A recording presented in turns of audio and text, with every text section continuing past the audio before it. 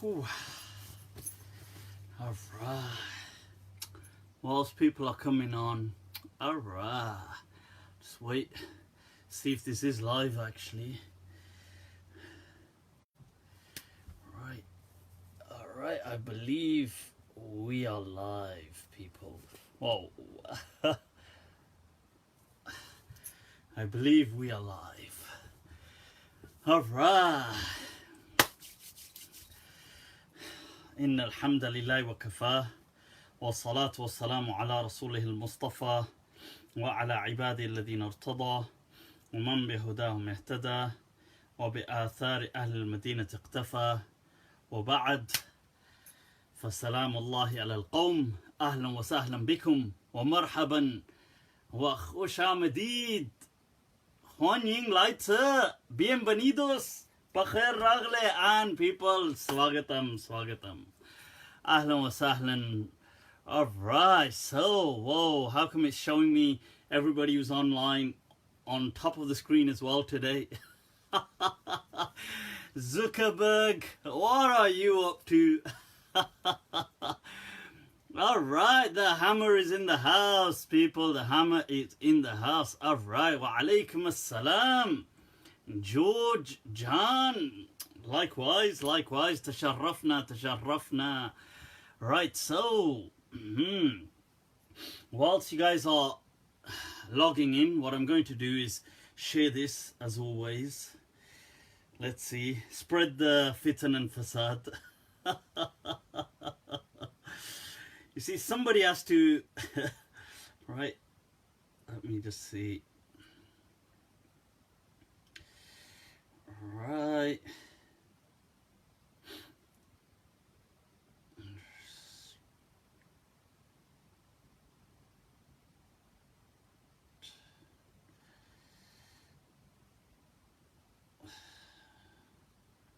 Okay, that's being shared. Na'am. Yes, no, yes, no. I take it that's been done. Na'am. Alright, how are you all doing? Alright, can't change the video quality. I don't know, I'm gonna have to change the iPad inshallah. I mean, this is an iPad Pro. I don't know what's wrong with it or what's right with it. God knows. But I am looking to get certain changes, modifications made. An qareeb, people, an qareeb. Soon come. Time come. Alright, so what's been going down? What are we looking at? What's all the fitan and fasad saying, people?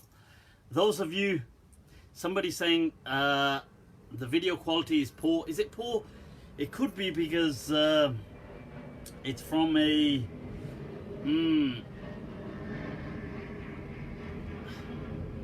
Right, so is this, I'm not sure if this is poor quality because I don't know, normally I connect it to the upstairs kind of wireless thing, whatever it is, and it was playing up today, so I had it connected to the downstairs. I don't know. Is it alright? Can you guys see it? Is it, how many fingers, people? How many fingers? What do you see? It's not for me. It's not. Well, I don't know. It's just my head. Oh, well, cool. All right, people. So what are we looking at? I can try and reset this whilst we're at it. Maybe it might do something, God knows. But nevertheless, those of you just tuning in, if you click like, click share, people, it's blurry, it's fine. I don't know. Look at this mutashabihat. I'm getting kind of like mixed responses. You know, it's all right. Sid G is in the house. Ahlan wa sahlan. All right. So, you know, last week I had some lady, I was reading through the comments afterwards. You know, you read through the comments, and so some lady had said She said, I'd tuned in. I can't tell what this topic is about. She said, I can't tell what this topic is about. And next time, sort out your technical issues before you go live. I felt like, okay, Mom. That was like a bollocking right there. That reminds me of, that's how my trust issues began. When my mom said, don't worry, come here, I'm not going to beat you. Which was followed by an epic beating of biblical proportions. Anyway, so right now, trajectory. Is the trajectory hermeneutics theory you propose held by any of the scholars, Mufti? How did you come to this conclusion? Billy's in the house asking about Love Island and to watch that. Billy, is that you trying to go on one of these? Is that on one of these shows? Right. So, okay, let's take a look at some of these questions. So we're looking at trajectory hermeneutics, that the rulings of the Sharia change. They change people with time. They reflect the ethics of the age. That is my reading into the Sharia. That's how it reflects to me. But I'm not the only person to think like that. Many people before me thought like that. Hence you have the understanding of maqasid in Sharia, which is the Maliki madhab, really repping maqasid, which is the objectives of the Sharia, and how the ahkam, the rulings, change with the day and age. Hence people like Abul Qasim al-Burzali and other people saying that even to the extent in the 8th century Hijri, so about 600-700 years ago, they argued for a change in capital punishments. In fact, in the entire penal code, saying that they not just arguing, they actually changed it. Way to go. So they changed it to monetary kind of penalties in their day and age. So people had to pay they had to pay fines for doing certain things. I suppose, so fines for stealing, fines for, in their day and age this was, fines for adultery, fines for, people would be okay with that though. People would be like, yeah, okay, so this month's salary, part of this is going towards this fine. They'll be like, can I have an ongoing direct debit scheme where I'm always just, look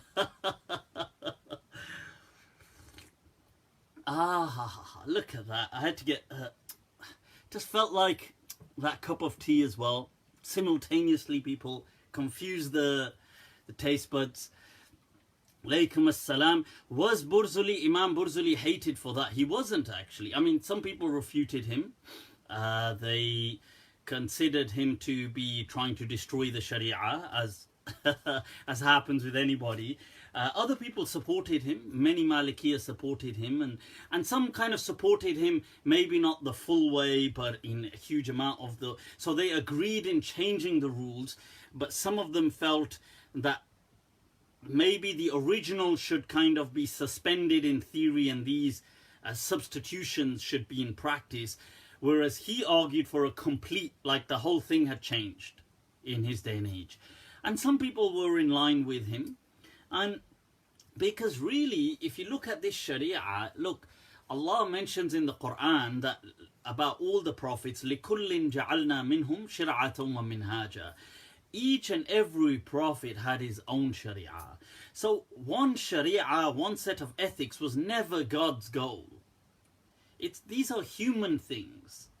So Allah just left it to the people, and the laws reflected the people they came to. Is claiming Ijtihad impossible? Hell no. I'll do it right here. I'll claim Ijtihad. You see, the irony of ijtihad is that to claim ijtihad, right, the person who's got to approve you or disprove you has to also be a person of ijtihad. So if I claim ijtihad, how can anybody disprove me unless they too indirectly are claiming to be of people of ijtihad? So that's like a catch-22 situation, because I could just say, well, you know, because you guys are not obviously mujtahideen, because you guys are not capable of ijtihad, you just can't understand me. And if you do claim to understand me, then you claim not to be a blind follower, and you claim to be capable of ijtihad. So this one, not nice. This one, catch 22. to catch 22, catch 22. So this is where things get a bit, all this ijtihad and the rules of ijtihad and all of this, in all honesty, it's nonsense. Yes, it's true that you need to know about the Sharia to kind of speak about it. That is true. That's unquestionable, and that's common sense. But the early scholars used these terms synonymously, interchangeably. Things like faqih, mujtahid, al-alim, all these kind of words, they used them interchangeably. The early usuliyin, al-Juwayni, and people before him, and even maybe slightly after him. And then those who come after start to crystallize all these rules that, okay, to be this, you've got to, the list starts from there. and the last of all the requirements is the sun has to shine from. So it's like, well, okay, mate, if you say so. So anyway, that's on God's ayah could be much. And the early usuliyin spoke of, like people like Ghazali and these people, they spoke of tajazza'ul ijtihad. So ijtihad doesn't have to mean that like you could be doing ijtihad in a particular area. It doesn't mean you need to comprehend everything that exists. That's that, you know, it makes sense. Greg Underwood just said that's not funny. Okay, Greg, not funny. I'll try and make it funnier. Permissible to combine Isha and Maghrib during the summer months. Yes, I believe it is. I believe it is permissible to combine between the night prayers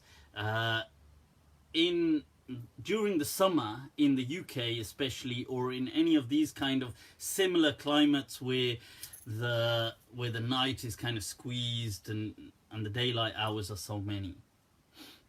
Right, Greg Underwood. All right, no, I'm not talking about you. Shukran. I was thinking with a surname like that, like Frank Underwood's, how could you not have a sense of humor? Right, so Mufti, what do we know about Abraham's favorite child? I don't know. What do we know about Abraham's favorite child? Ibrahim alayhi salam, his children, for whether it's Ishaq or Ismail, who is the favorite? I think it's difficult to say in all honesty, but I mean, I'm sure they were both beloved in that sense. I don't know, in all honesty, what to. I could just blag it like many other Maulvis, but let's just be honest for a moment. I don't know what I don't know what difference that would make either, unless you were to say, well, who was the sacrificed son? And that we mentioned, the Quran doesn't explain who the sacrificed son was, and there's ikhtilaf in the issue. So some people believed it to be Ishaq, amongst them Umar ibn al-Khattab radiallahu an, Sa'id ibn Musayyab, Imam Malik, and some people, and the majority of Muslims probably felt it to be Ismail. My mother is losing control over her teenage children. What would you give to parents of troubled youth? You know, it's that's a very real and difficult question, if I'm going to be honest. I wish I had some kind of some solution to state, or even if I could pretend there's a. The truth is that these are really just baffling times, and I don't know, because people are growing up. There's so much. The younger people they're growing through technology. There's so much ahead. Getting so much information from different people. Introjecting, if I can use that word, as is used in psychoanalysis, and in they're introjecting all these kind of ideals. That means they're kind of taking in all these other ideals, YouTube personalities, other people. I'm not saying that has to be a bad thing, but it could be, and in these forums being, I don't know, and then all this confusion. And then I think there's a first world problem as well. And the first world problem that we're going through, and this first world problem isn't just for young people, it's for all, it's for most. I don't know about the migrant communities that came to this country, whether it impacts them as much, I don't know. But definitely most, I would say, doesn't matter about, necessarily about your age, but people who are pretty much, they've lived here and become a part and parcel of this society. These first world problems are existential problems. I think and this isn't just the youth have it as well, but even people, even towards their middle ages, maybe younger, definitely, right throughout, whether it's going to be people in their teenage years, late teenage years, maybe going right up until maybe people in their 40s, for example, that they are having this kind of existential crisis where they're trying to understand that what is the purpose of anything? Like, why not just, if I can just be so blunt, like, why not just end it all? And you might think this is, I'm being a bit dramatic, but I'm not. It's actually real. And a lot of people are having this, and you'll see this goes back to like Maslow's kind of hierarchy of needs. And you'll see that when we get over certain struggles, very essential core struggles in life of survival, and we enter a stage of amenities and luxuries, relatively speaking. I'm not saying luxuries have to be like you've got a harem of your own, although that's probably like the ideal.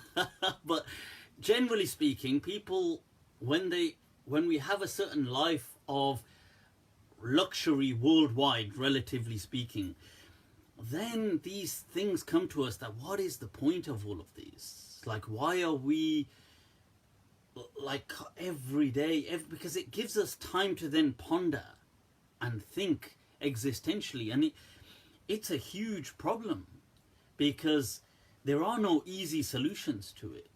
And people then think about, should I just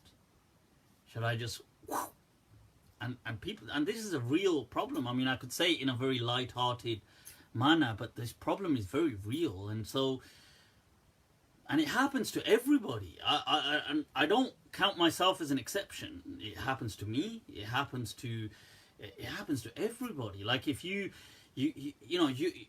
mean, maybe some people it hits severely, and other people it's probably like a fleeting thing, but it definitely, I think it happens to most people. They will, when in their moments, they will kind of think that what is the purpose of all of this? Like, why? It's like that Greek myth of the punishment given to by the gods to that character that Camus speaks about, Albert Camus. What's his name? Where he has to push the boulder up the kind of mount, up the hill, and then when it gets to the top, it just rolls back down. And he then just pushes it back up, and then it just rolls back down. And his punishment is that he must do this for an eternity. And this is what Albert Camus was kind of referring to when he was saying that the greatest problem of philosophy is really, he was saying things like suicide, because is it even worth it? Like this question, how do humans go about really answering that question? And I think that's, and I speak to people sometimes going through these difficulties, and it's a challenge. But what I would say as a pointer, obviously there's certain reminders that everybody would give, like things like always gratitude and just trying to understand just to be grateful about several things that a person has. But beyond that, I would say that it's important to actively engage your mind in something. In this first world, you have to, part of this first world problem, you have to be preoccupied, hopefully in something positive, whether it's learning something, whether it's developing a skill, whether it's pursuing an ambition, whether it's pursuing a project, a personal project, whether it's being involved in some kind, because you have to kind of plug in and just keep going at something, hopefully something which fulfills a part of you. Because I mean, it is true that our time here is finite, so why not do something that will leave some legacy? That's what I would say. It is a difficult topic, actually. And about young people as well, I wish I don't have it's difficult. We've got to kind of just assess our situation. Hopefully, maybe if we can have a certain amount of mutual compassion and but then I suppose young people don't really understand some of that until they mature. But may Allah make it easy, Ameen. Right, so let's what's this? Some Christian, why don't the Prophet or Sahaba realize that the verses they were uttering were not from Allah? I'm not sure what that means. Can we watch the World Cup? Isn't that over, the World Cup? Well, of course you can watch it. Were the Murji'a extremists? Robert, salam from Germany. Wa alaikum as-salam. Alright. I can't impersonate German yet, but there's always that you know, that sketch of that's like the last thing you want to hear, but there's always that sketch that with Hitler sitting around the table and he's like, I'm for and they fit it into everything, whether it's the World Cup or anything. Yeah, so can we watch, somebody was saying, can we watch football? Of course you can watch football. Somebody had asked about it's gone now. Right, let's take some alright, we've got anybody, right, people tuning in, ahlan wa sahlan bikum. If you click like, click share, let's see some of these questions. I will be tackling a little later on the hadith, or the alleged people hadith, which is that, do women lack intellect and lack faith?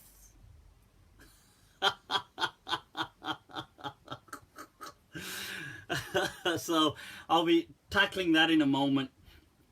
A recent public figure argued that holds a right.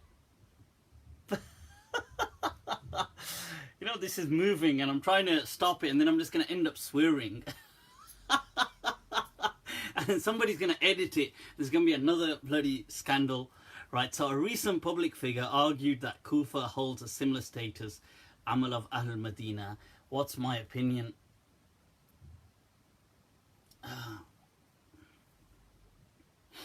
I've asked so many people, the Shia, the only Muslim, Mutah, temporary marriage. Is that the question? What's the question? Mutah? Mutah? You want to what? You want to embark on Mutah live here on this live show? You want us all to be witnesses to this contract? Is that what? So, right, coming to that question, see see, somebody had argued for the practice of Kufa, which is where Imam Abu Hanifa's madhab began and all this. You know, look, let me answer this. I've done an audio clip that should be out one of these days. It's about should we reject hadith? And I've answered that in much detail. And the answer is, in summary, it's no, we shouldn't reject hadith. And there is a distinction between sunnah and hadith. And I go into this great detail about Sahih al-Bukhari and why, basically, what is my problem with Sahih al-Bukhari? What's my beef? What's my beef with Bukhari? So that's so I go into there, make a distinction. It's definitely, once you see it up on YouTube, do subscribe to my channel. Definitely watch that, people. I make a distinction between that Bukhari is a tripartite, is a threefold phenomenon. There's the man, the Imam, the book, and the concept. The Imam is a great person who I have no beef, so to speak. I have respect and, you know, admiration for. He was a great Imam, somebody who spent his life trying to do serve the deen in the best way he could invest his time and effort.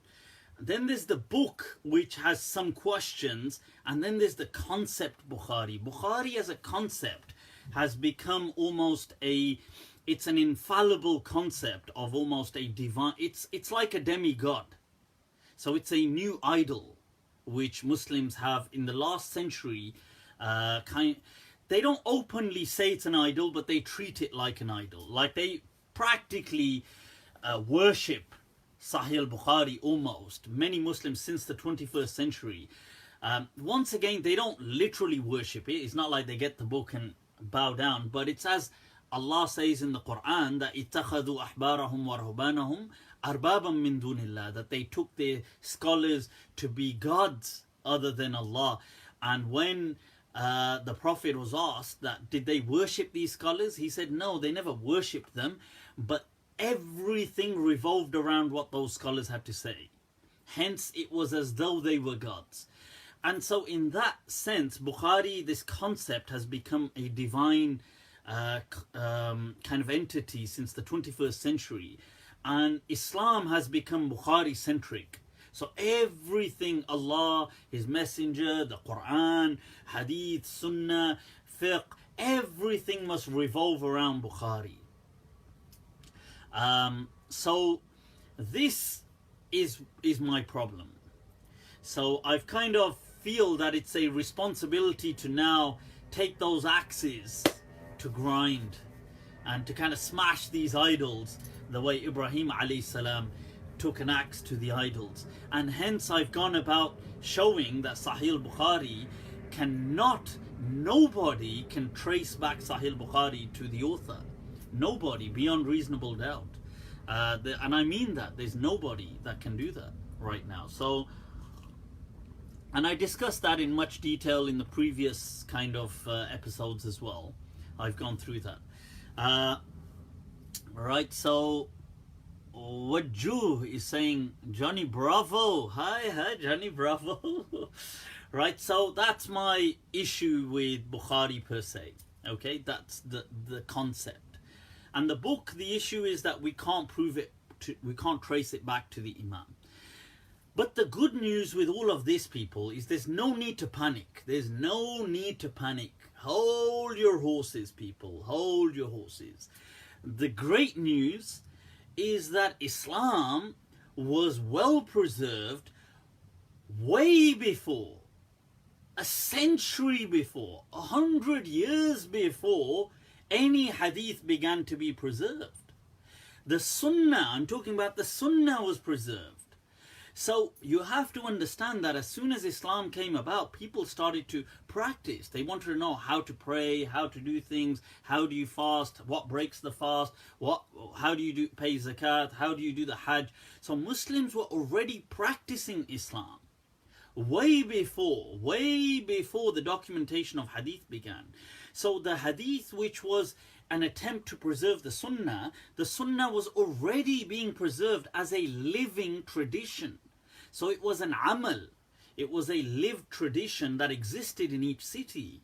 Now in Medina it existed, hence Imam Malik speaks of the Amal.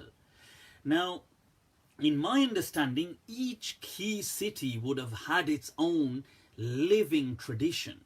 It would have had a practiced Islam that was there, like that their fathers and forefathers were already on. Like, how do you pray? They already knew how to pray.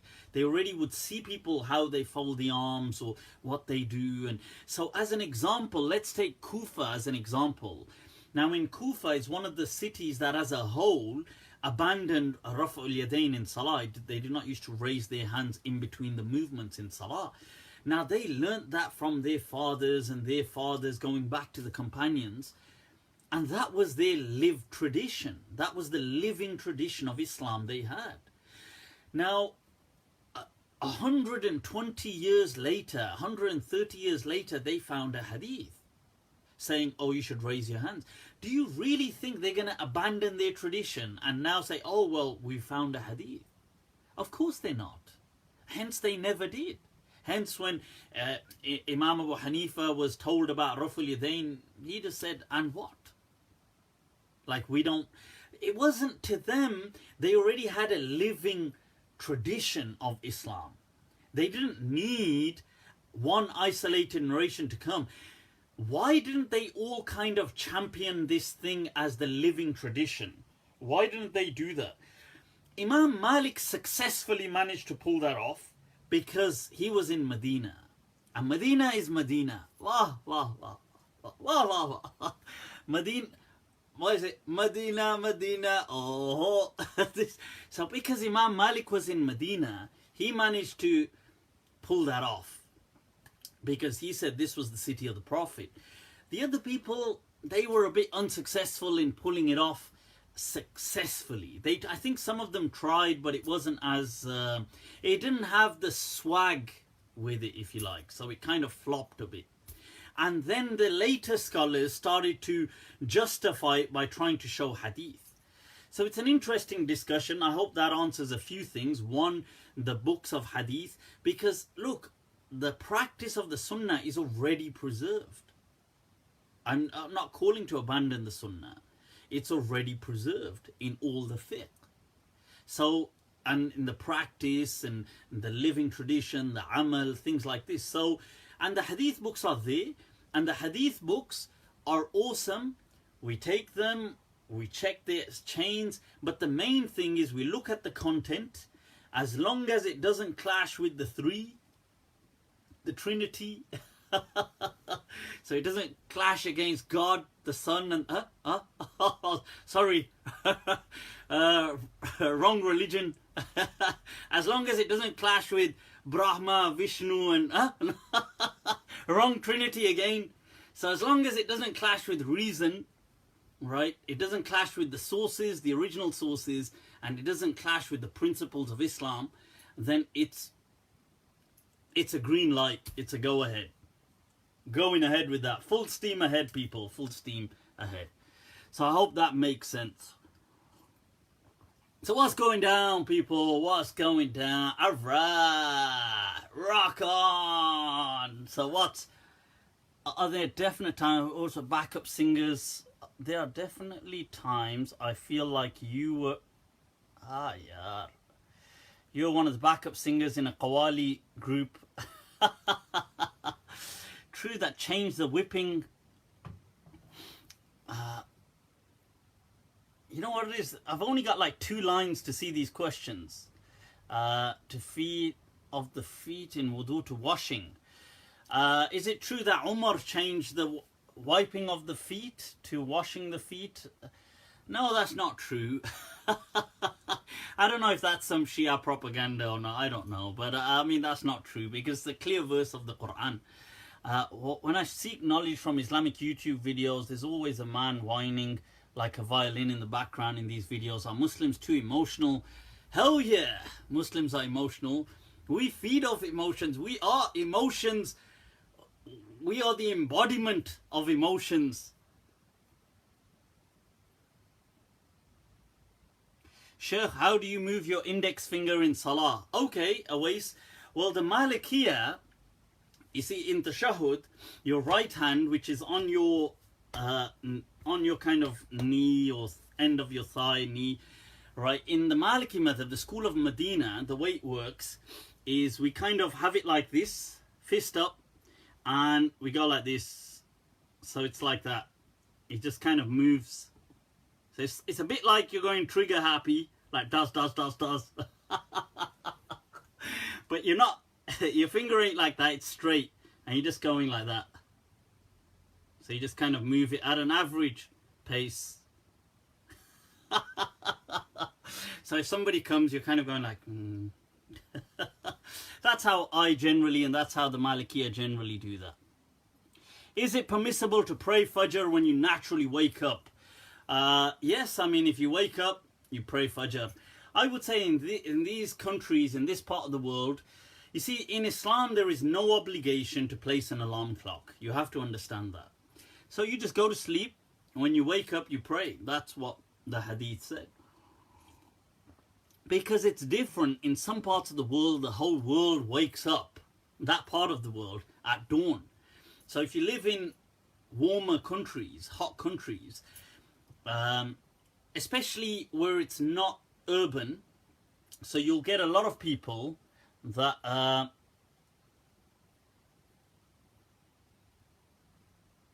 you can buy it. Right, you mean Abu Fulan? I don't know, I've missed some of these questions. Alright, so in Islam, right, okay. In Islam, can a woman divorce a man if he cannot perform in the bed? Huh? What is this question? Is this equally a stronger reason for giving khula when the man does not work? Can she give the talaq if he's not performing the talaq in the bed? How is he supposed to be performing the talaq in the bed? It's like talaq. She's like, well, no, you obviously didn't perform that very well, did you? So right, so oh well, the answer is, can she seek a talaq if there is a lack of intimacy, excuse my pardon me français, if there is a lack of intimacy, yes, of course she can. That's it's consortium is right. The full intimacy is part and parcel of a relationship. I mean, it's up to people. I mean, if they don't want to be intimate, that's up to them. It's not that they have to seek separation, but if they wanted to, that is sufficient grounds. Right, so come on, guys, it's 2018. It is indeed. Right, so what's going on? What was I saying before that, before I got distracted with that interesting question? Yeah, she should. Yeah, I mean, it's up to her. But yes, I mean, he could seek help. He could go to the doctor. He could say, well, you know, there's some. He could raise his concerns. Raise, wrong word. He could highlight his concerns for a choice of better words with the doctor and say, look. He could say, well, there's an issue, and I'm sure a lot of the medicine, I'm sure it works. My friend told me, Kasme. But yeah, so I'm sure they could go get some medicine, and I'm sure that should help. If it doesn't help, there's other methods. There's a lot of science has gone a long way, people. Right, so you can seek a lot of, and then worst case, I mean, if she, you know, or it's up to her if she's unhappy, you have the right. But you gotta say, sometimes the things I hear, sometimes some people's what people get up to. Toba. Sometimes I'm like, and I thought I had an imagination. when some people tell me some issues, I'm like, huh? I'm like, acha? Aisa bhi hota hai ka? Is it like that as well? Okay. So yeah. So what's she gonna do? 30-day trial. What's this? M-Tech says, what's she gonna do? 30-day trial until she finds the right man. I mean, look. I'm not sure what that means. What does that mean? Please tell us any comments on Nawaz Sharif. Well, Nawaz Sharif of Pakistan has gone to jail. Alhamdulillah, walillah alhamd. Although I don't know how long he will stay there. And I sure hope that Imran Khan becomes the new Prime Minister of Pakistan. I hope, inshallah. He's the only person who I have some faith in that could bring some future, some hope to Pakistan. Pakistan is a failed state, man. It's a terrible state of affairs.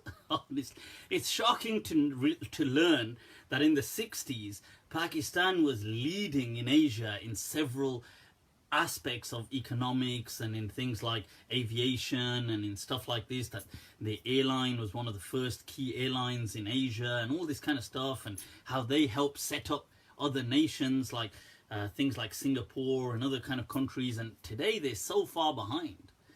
It's amazing.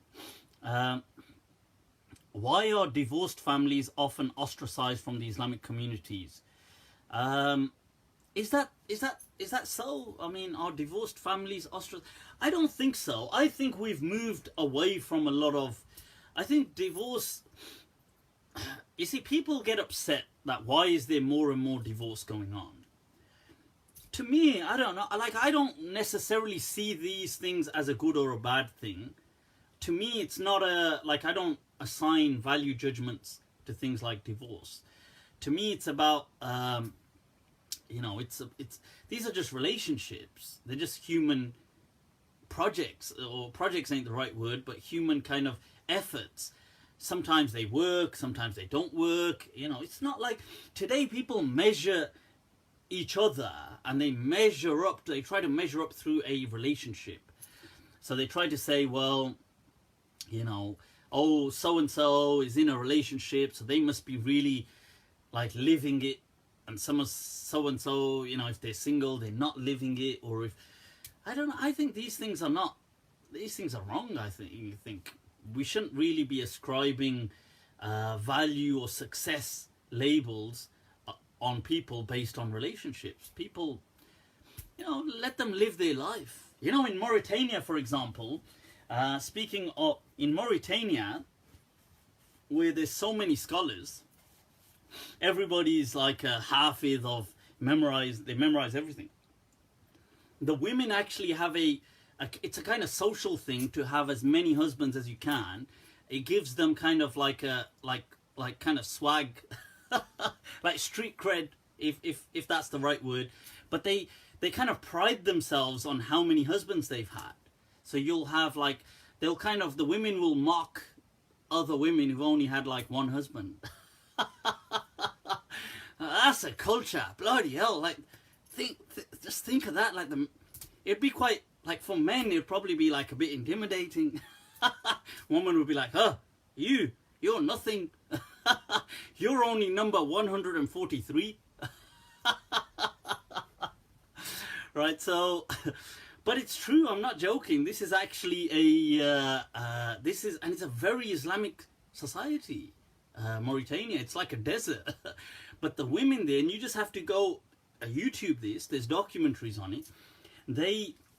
All women generally will go through so many husbands throughout their lives, and they'll just kind of at some point just divorce, even if there's no issue, and they'll just be like, yeah, you know what, I think it's not all that anymore. Let's call it quits. and they'll just be gone. Like, somebody was telling me that they were like, they were there in Mauritania, and they were telling me how this one woman, for example, she was like, yeah, you know, I think with her husband, I think we should just now. So he's like, yeah, all right, cool. And everybody's cool with it. And then she was like, I'm thinking of marrying your friend. And then he was like, yeah, all right, yeah, he's an all right guy. It's amazing. Like, you wouldn't imagine that from a very Islamic kind of community thinking like this. And they do. This is Mauritania. This is all social people. We have made up these cultural myths. We have kind of brought this to the table. These things don't really exist. You know, this kind of like having relationships, like a woman should never have a kind of relationship, or she should never be like, this is all social. You know, like I got into a conversation with somebody once, and they were speaking about, it was an interesting conversation, but they're speaking about, like, let's say, this particular case, let's say of a woman having multiple affairs, yeah? So she's had, like, let's say she's had, like, several flings with, so I don't know, let's say 5 guys, 6 guys, I don't know, whatever. Let's say several guys. We can, even if they were, like, let's say, whatever. Now, this was an issue for her getting married. But we were having this discussion, and I was just highlighting that, look, this is just a social thing we've got in our heads. Like, look, what difference would it make if, like, so for example, if somebody said now to this, let's say to a person, oh, she didn't have a fling with 3 people, but she had 3 nikahs, let's say. And then it's like, oh, that's all okay. But really, like, what's the difference? Like, I mean, I understand there's, like, you're going to say, well, there's a religious difference, but put the religious thing aside for a moment. There's no practical kind of difference going on. If you said, well, she had a nikah and it didn't work out, she had another nikah, it didn't work out, another nikah, it didn't work out. And, like, so it's really just in our minds, all of this. Like, us judging people is really just in our minds. Otherwise, what's the difference? You know, like, it's not. And I think sometimes even stuff like, it's an interesting discussion, even things like zina and all of these, which are very clearly kind of named as an abomination in the Quran and stuff like this. It's interesting how the focus of latter-day Muslims has kind of zeroed in on just the sexual act. And upon kind of, I don't know, like upon deeper inspection, you think, well, could it be simply the act? Because the act is the same act in a nikah. So how could that be evil? Like, it's the same, it's not really any different apart from, you know, I mean, if you're simply talking about having sexual activity, whether it's in a nikah or outside of a nikah, the activity per se is exactly the same. It's not something different. So what is it that was the abomination? It must have been something more. How about the kind of deception? How about the whole misleading, the breaking of trust, all of these things? As opposed to simply the act, which people have zeroed in on, because the act is the same in all, you know, whether it's a normal nikah. So, I don't know, these were just some thoughts. Sometimes I just throw them out at the universe. and a few fatwas of kufr come back at me. The universe just says, kafir. Look at us, all these angry faces. Oh my God. Yes, salam. Who's this angry? Admin. Get on to that angry face. Right, so what do you think about concepts that this universe is the first heaven?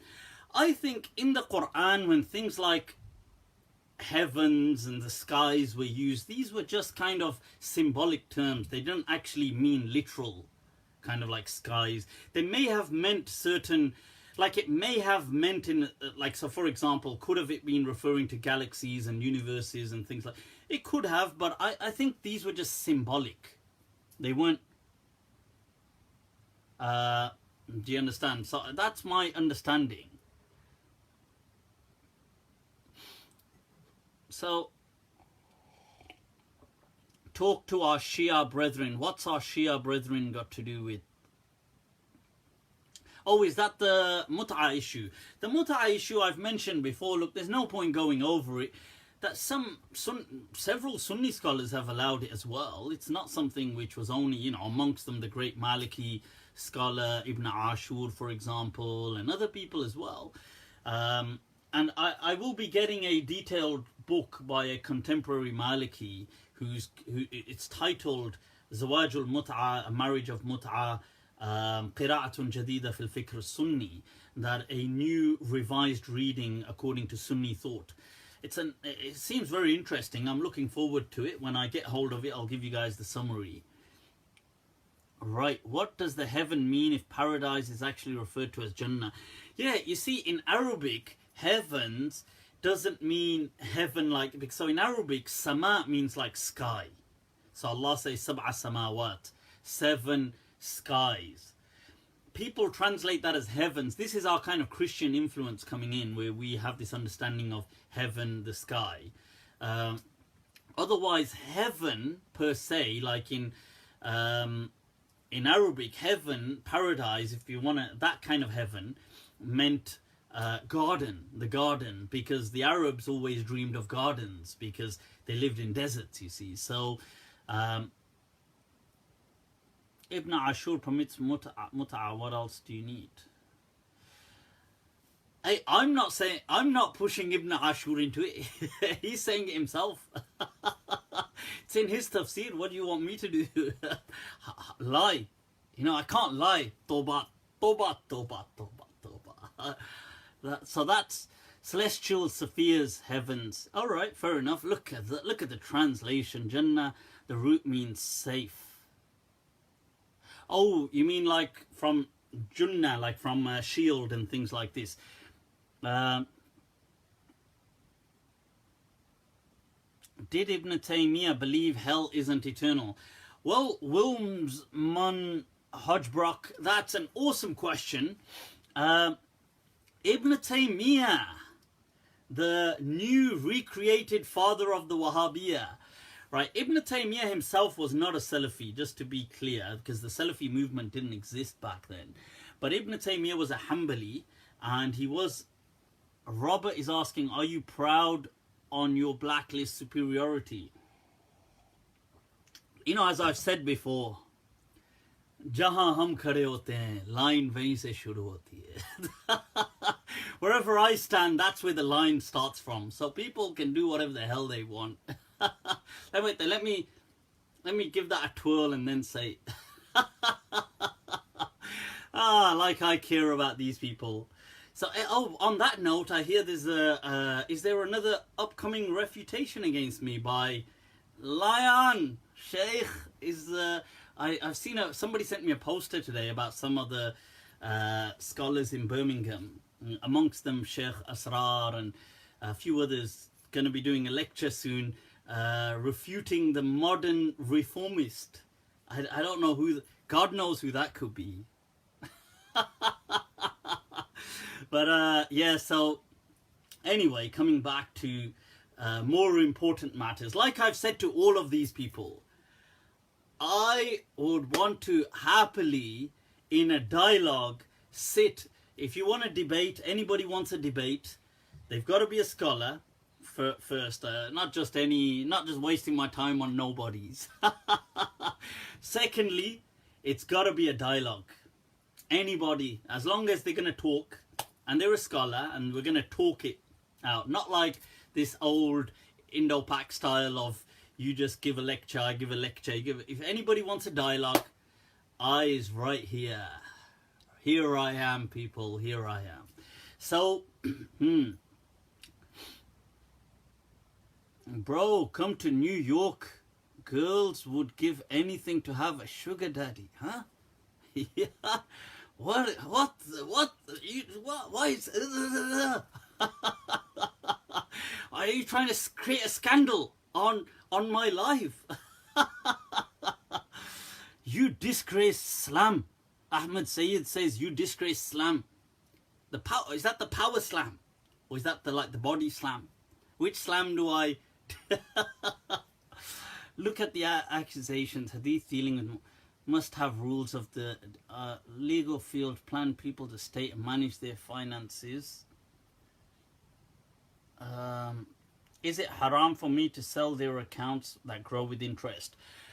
I've already mentioned, if you watch my video on YouTube about interest, mortgages, loans, all these kind of things, I've explained how in this day and age, those things per se, the way they are, do not apply because the narrative has entirely changed.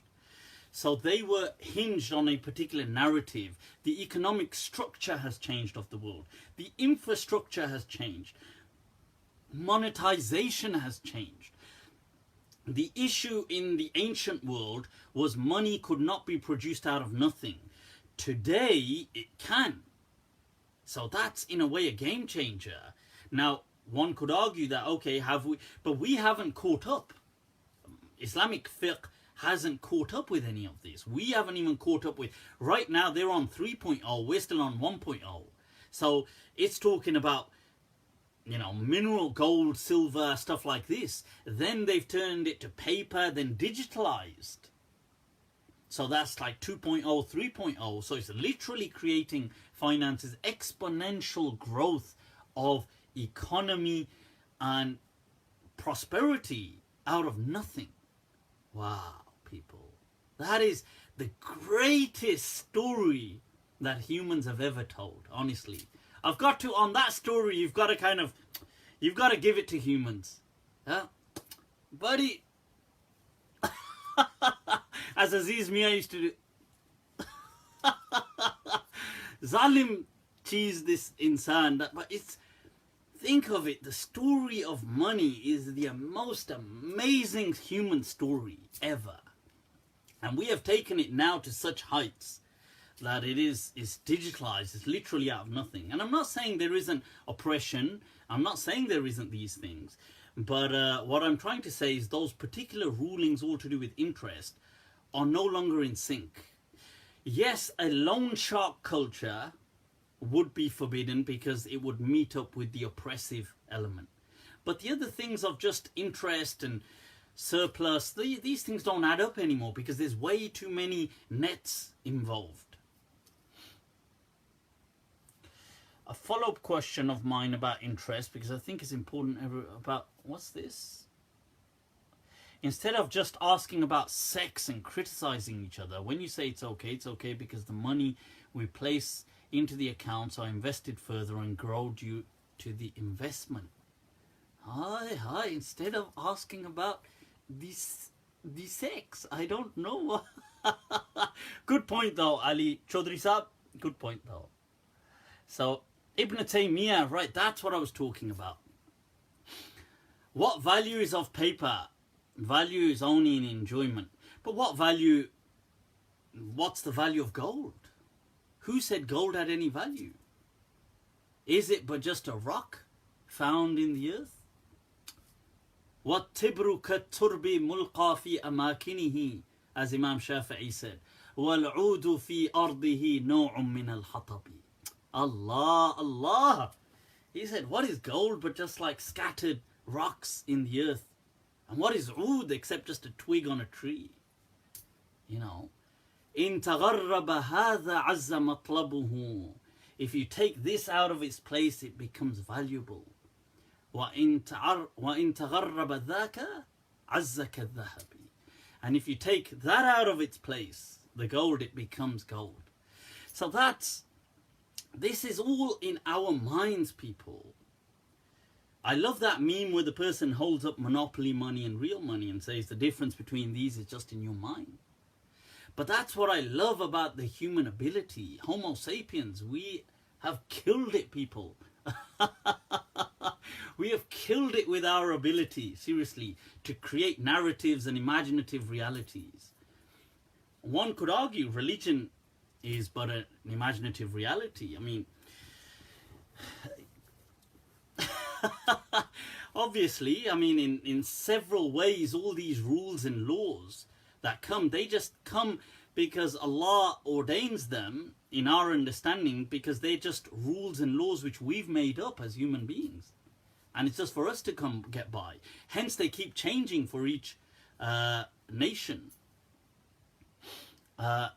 Is it necessary for scholars to find historical scholars to validate religious position? It's not necessary, but it's helpful. It's helpful to have scholarly precedent. Right, we were speaking about Ibn Taymiyyah. Right now, Ibn Taymiyyah, who was a Hanbali, he actually denied the eternality, people. Is that a word? Sometimes I don't know. I don't know where I'm blagging or where. Right, so the eternality of hell, of the hellfire. He said that hell will not be eternal. Now that's interesting because it goes against clear verses of the Quran. But I like it. I like it. It's daring. This one. This one's interesting. I like it. But look at the cojones. Look at the courage that he's had to kind of go against such clear understandings. He said, like, it's not eternal. I don't care, in other words. And look, the interesting thing, all these people who practically bend over in admiration, in total awe of Ibn Taymiyyah, you know, obviously, Taqiyuddin, Shaykh al-Islam, Ibn Taymiyyah. Ibn Taymiyyah, don't get me wrong, was a great scholar. Great scholar. This one great, you know, to see greato. He was great. Nobody's denying that. But there were many greater than him. Many greater than him. You know, he was great. But relatively speaking, he was just okay. Relatively, obviously, compared to, I'm not saying compared to somebody like me. I'm saying in the past, relatively speaking, he was just okay. Okay, this one, okay. Nothing that spectacular. But obviously, people who kind of today, he is the alpha and omega of everything, of Islamic scholarship, especially to the Salafis and some of the Deobandis, and these people are like, they bend over, can't get enough of Ibn Taymiyyah.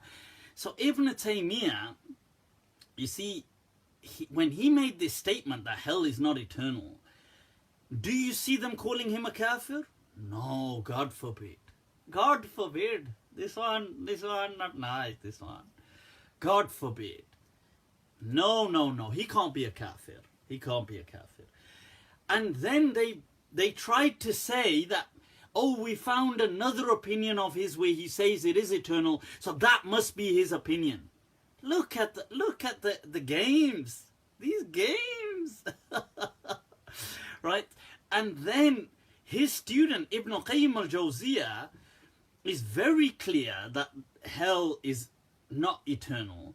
So they can't manage to save him, but they let him just, they throw him under the bus to save Ibn Taymiyyah. So they say, we got to do over one of them, so what the hell, let him be the scapegoat. So they throw Ibn Qayyim al-Jawziyah under the bus, and they save Ibn Taymiyyah by trying to say, well, Ibn Taymiyyah was okay, he believed it for a little while, but then he kind of came back. He came back to the truth, the haqq. But Ibn Qayyim had too far gone. Even though Ibn Qayyim in his book says, my teacher, my sheikh also believed it. But anyway, so do they consider Ibn Taymiyyah a kafir? They consider him a fasiq. Do they consider him astray? Who said that the satanic verses were legitimate? Take a guess. Oh, Ibn Taymiyyah. Oh. Ibn Taymiyyah said the satanic verses were legitimate. He actually believed that the Prophet said these made up verses of the Quran to please the kuffar. Check this out, that the Prophet made up. But they say, oh no, the Prophet was silent and the devil was speaking, and he was using the voice of the Prophet. So people were thinking that's the Prophet. These making up verses of the Quran. Can you believe this? Ibn Taymiyyah. No, I'm not saying this. Don't take my word for it. Go to the Salafiyya, Wahhabiyya websites. Go to Sheikh Salih al-Munajjid. Go to his website. See his discussion on it. He says, yes, it is true, this one, you know, Shaykh al-Islam, Ibn Taymiyyah. But it's okay, this one okay, no big problem, this one okay. So he says that there's some hadith and it's okay to believe that. Is he a kafir for accusing the Prophet of fabricating the Quran? No. Is he a fasiq? No. Is he astray? No. I say something like Jesus ain't gonna come back and oh my God, kafir. So these are our tolerance levels, people. But yeah, so Ibn Taymiyyah, to be fair though to Ibn Taymiyyah, he has some really awesome fatwa where he's forward thinking. I like even his hell one. I like it. It's good. I like his way of thinking. What he's trying to say is the mercy of Allah it surpasses his punishment, and I like that. That's to me the true understanding of Islam. So I think on those things he's got an interesting point. And on other fatwa he's got like he was gutsy. He was a bit like he was prepared to just say something. He didn't have to follow a trend, and I like that about him. In Aqidah he was let's just say in Aqidah, unfortunately he didn't take his medicine, so he was in Aqidah you can just switch off. When he's speaking about belief, he's so unfortunately anthropomorphic. May Allah have mercy on his soul. Ameen. I'm not against Ibn Taymiyyah, I'm not against him. But I don't like the way people almost worship him. That's a different point. But he himself was an okay kind of, he was definitely a good, like a solid sheikh. I give that to him. I don't know about calling him the sheikh of Islam, but definitely okay, this one, okay. People, shall we take a look at this hadith? If I go to hell must be very short, like not even a split second, please. Ignore the fact, is the Ameen a Christian influence? That's interesting. Is Ameen a Christian influence? There would have to be a study into that, because I like this. Who was that? Was that Robert? Robert, you, Bob, you. But I like this way of thinking. Let's look at discourse analysis. Let's look at concepts. So did the Arabs used to use the word Ameen before Islam came? My understanding is I think they did, but there would have to be some research done into that to look at their poetry and stuff like this, and did they used to use that? So if they did, then, which that's what my understanding is, they did used to use Ameen, then in that case it's something that was long already prevalent in their society. Okay. Did Nuh alayhi salam live for 950 years? No, he did not. Huh? You going against the Quran? You kafir? Hold your horses, people. Hold your horses. Brace yourselves. Brace yourselves. Brace yourselves. Nuh alayhi salam did not live for 1,000 years like what people think. But if you look at this verse of the Quran, okay, you're going to have to, people, brace yourselves for this, okay. Now,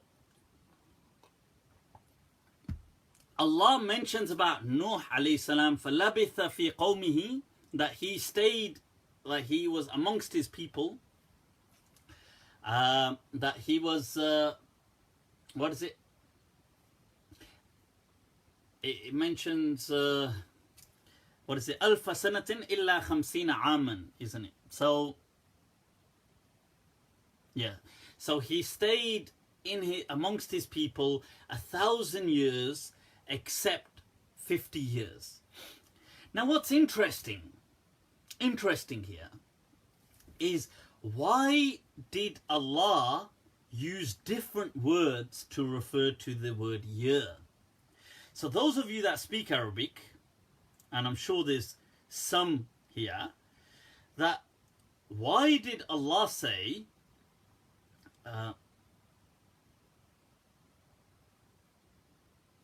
so why did Allah say, yeah, so that's correct. وَمَا أَرْسَلْنَا نُوحًا إِلَىٰ قَوْمِهِ. So let me just bring this up. Don't want to misread it. Right, so we've got this here. Yeah, وَلَقَدْ أَرْسَلْنَا نُوحًا إِلَىٰ قَوْمِهِ, that we sent Nuh alayhi salam to his people. فَلَبِثَ فِيهِمْ أَلْفَ سَنَةٍ إِلَّا 50 عَامًا فَأَخَذَهُمُ الطُّوفَانُ وَهُمْ ظَالِمُونَ. Right now, this, for example, in Surah Ankabut. Now you've got here that Allah says we sent Nuh to his people and he remained amongst them. فَلَبِثَ فِيهِمْ أَلْفَ سَنَةٍ. Right. So 1,000 sana illa 50 aaman, except 50 aam. Now sana means year and aam means year in Arabic. Why did Allah use two different words to refer to year? Why did he use two different words? Right, why not say sana, sana, aam, aam?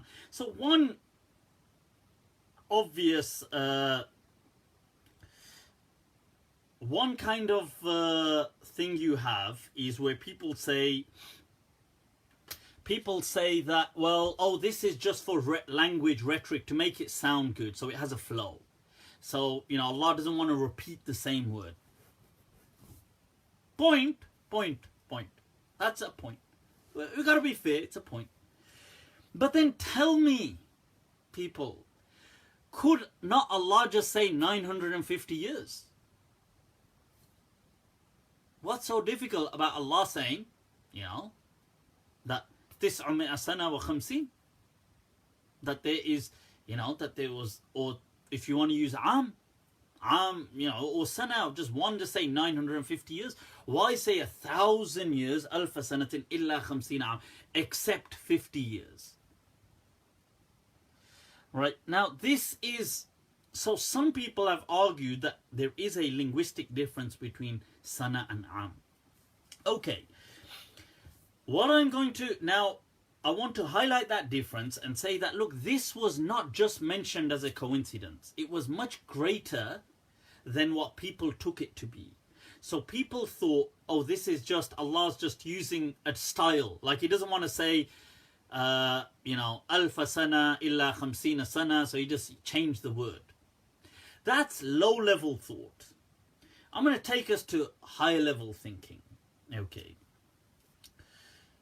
Recently, okay, we have, and this is recently, there's been great discoveries, archaeological findings, people, of the great kingdoms that existed, that were the antediluvian kingdoms, the kingdoms which existed pre-flood time, especially around what would be modern day, let's say the Middle East, Iraq, like the kingdom of Sumar, kingdom of Ar, like these kind of, and what later on went on to become places like Mesopotamia and all these. But much before all of that, before Babylon, before these, you had the Sumerian, the kingdom of Sumer. So we're dating back thousands of years, and then after them they were split different kind of civilizations. So they're the kind of people who came up with things like discovered the wheel, and or discovered or created the wheel, and even split up time into 60, like let's say 60 minutes within an hour and all this kind of stuff. Now, a lot of the archaeological findings have been recently found. And they've actually, one thing that the Sumerian civilization and other civilizations did was they documented certain things extensively. And they had this thing called like cuneiform, where they would write, they had their kind of very early way of writing, which was a bit like hieroglyphics, a bit like that. And they would put that into stone, like into this kind of clay, and then harden it as stone. So it would just turn into kind of stone. So this is why these kind of tablets have been well preserved. And what they wrote these things on, these cuneiform kind of legacy that we find.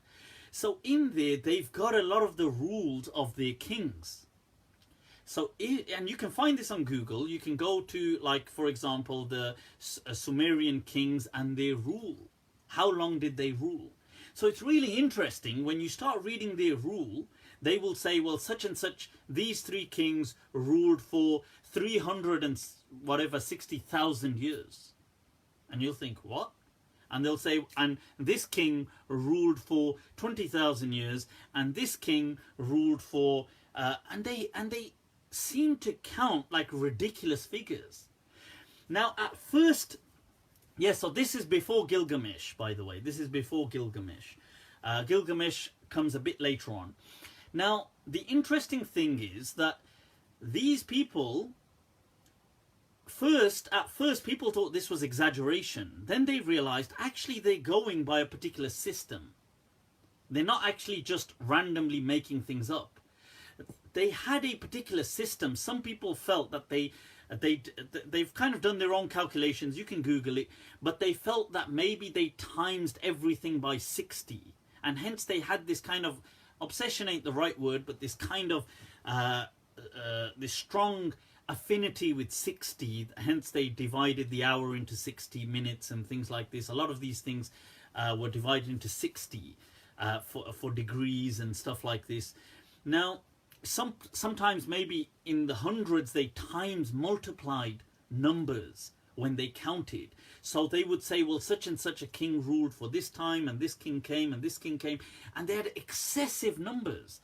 And then you see the numbers start to change. These are antediluvian, which means before the flood, and then post-diluvian you start to see the numbers are still huge, but they become massively shorter in the hundreds.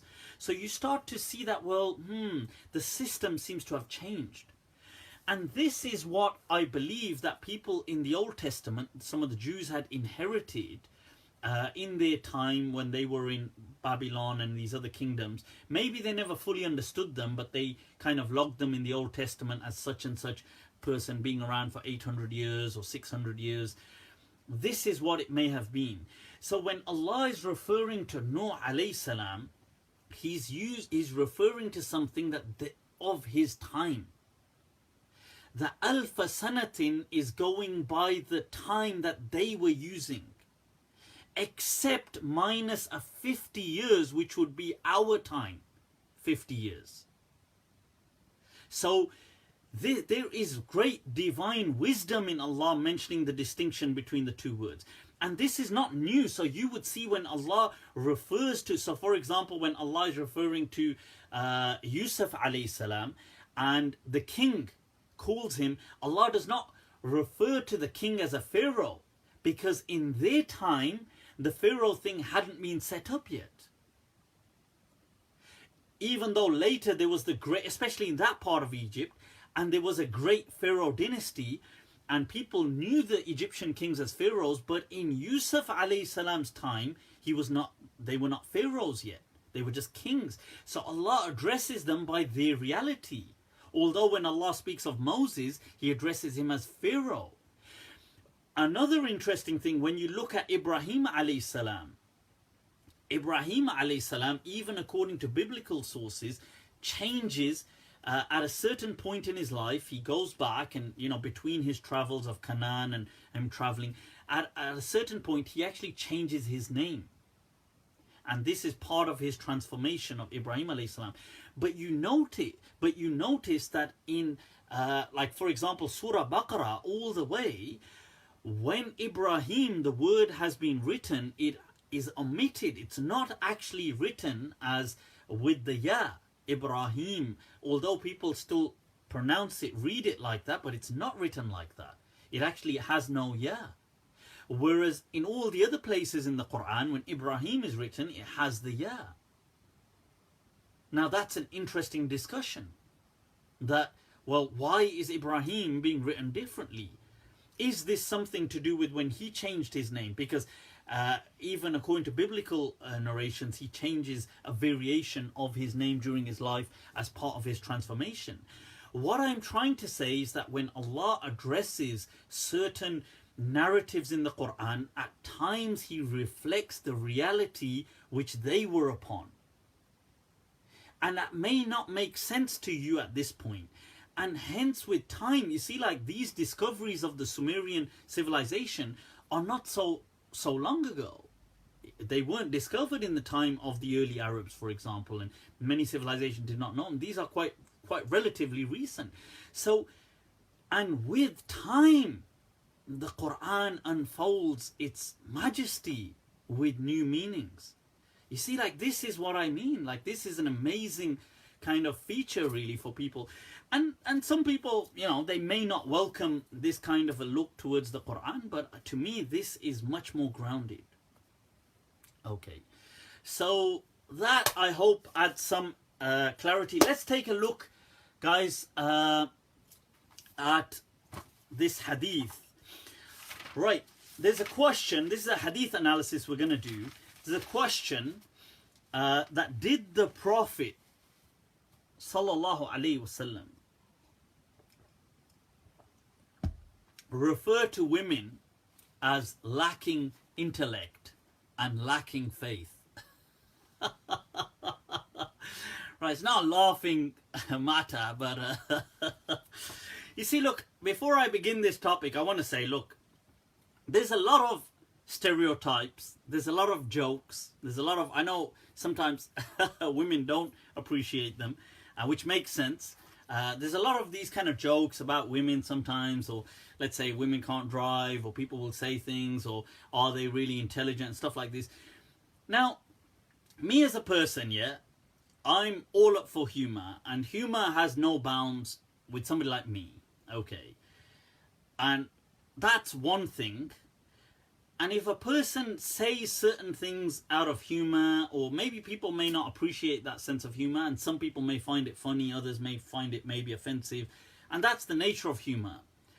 However, it is an entirely different thing saying that the Prophet of God said that, because that's a whole different discourse.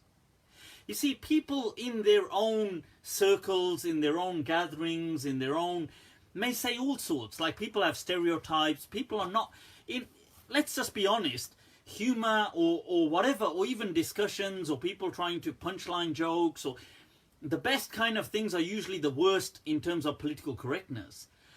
But that's one topic of discussion, and it's an entirely different thing to say, attribute these things to the Prophet of God.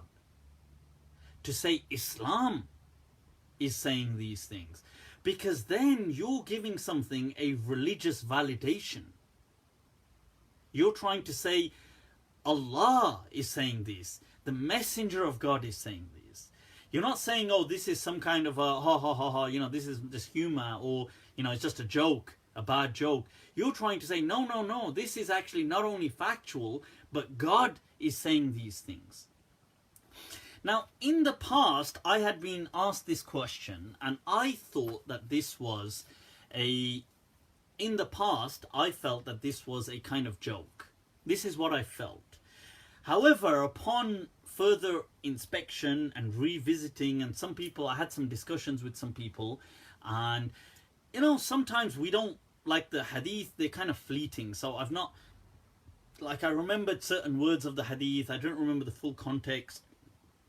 And I had a discussion with somebody, and he said, no, look, the context of the hadith is nothing to do with humor, and it's nothing to do with this and that. And so I thought, okay, let me revisit the hadith. And I did, and I stand corrected. This hadith, this has nothing to do with humor.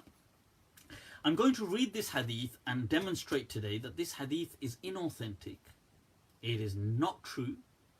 And I'll show the many problems with this misattribution to the Prophet, which is part of those hadith that have been falsely or wrongly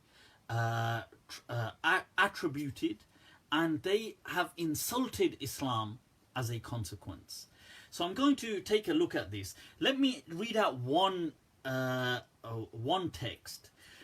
So I'll take the example of the one in Bukhari, that the Messenger of Allah sallallahu alaihi wasallam, this one from Abu Sa'id al-Khudri, that he came out one day fi adha, on Eid al-Adha, or fi Eid al-Fitr, or on the Eid al-Fitr, so it was one of the two Eids, to the musalla, to the place of prayer, فَمَرَّ عَلَى النِّسَاءِ, and then he passed by the women, فَقَالَ يَا مَعْشَرَ النِّسَاءِ, he said, O women, تصدقنا, give in charity.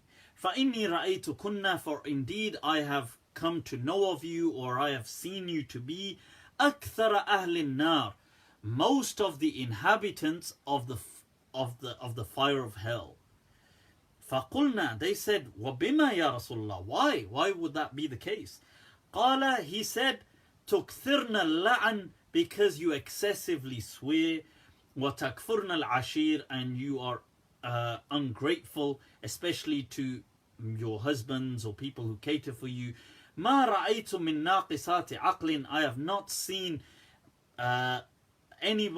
women, I have not seen humans, as in females, but here it refers to female humans, who lack intellect and faith, وَدِينَ أَذْهَبْ, who can do away لِلُبِّ الرَّجُلِ الْحَازِمِ, with the determination of a resolute man, min ihda kunna, than one of you. Meaning, like, how you women can like allure or tempt or distract a man that is so focused is just like, whoa, it's like that. فَقُلْنَا, so the women said, وَمَا نُقْصَانُ دِينِنَا وَعَقْلِنَا, and what is that we lack in our intellect and faith, Ya Rasulullah? So he said that أَلَيْسَ شَهَادَةُ الْمَرْأَةِ مِثْلُ نِصْفِ شَهَادَةِ الرَّجُلِ, isn't the testimony of a woman half the testimony of a man? They said, indeed. قَالَ فَذَلِكَ مِن نُقْصَانِ عَقْلِهَا, he said, that is the lack of her intellect.